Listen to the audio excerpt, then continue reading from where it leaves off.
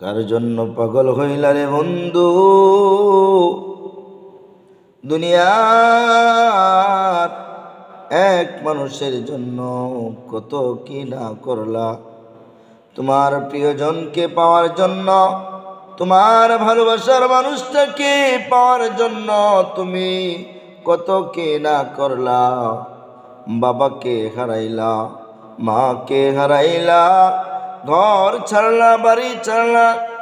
যে জিনিসটাকে, যে মানুষটাকে পাওয়ার জন্য, যে তোমার প্রিয় তোমাটাকে পাওয়ার জন্য তুমি এত কিছু ত্যাগ করিলা, তোমার জীবন যেতেও তুমি প্রস্তুত হয়ে গেলা। বলতেছ বন্ধু, ও আমার বন্ধু, তোমাকে পাওয়ার জন্য আমার জীবনটাকে দিয়ে দিতে পারি। এসব কথা বললা, কত কি না করলা।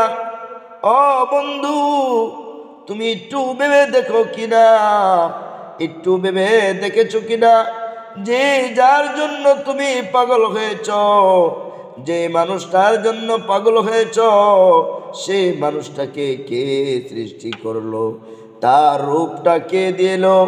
তার যৌবনটা কে দিয়েছে? এত সুন্দর করে, এত সুন্দর করে তাকে কে বানাইলো?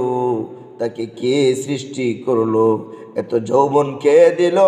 এত রূপ লালস কে তাকে দিল? তার কথা তুমি একটু ভাবলা না? তার কথা তুমি একটু চিন্তা করলা না? যে মালিক তোমাকে এত সুন্দর করে বানিয়েছে, তোমার বন্ধুকে এত সুন্দর করে বানিয়েছে, সেই মালিক কত না সুন্দর। সেই মালিকের কথা তুমি একটু ভাবলা না? একটু চিন্তা করলা না? তোমার বন্ধুর জন্য তোমার জীবনটাকে উৎসর্গ করে দেওয়ার জন্য তুমি প্রস্তুত। তোমার ঘর ছাড়তে প্রস্তুত, তোমার বাড়ি ছাড়তে প্রস্তুত।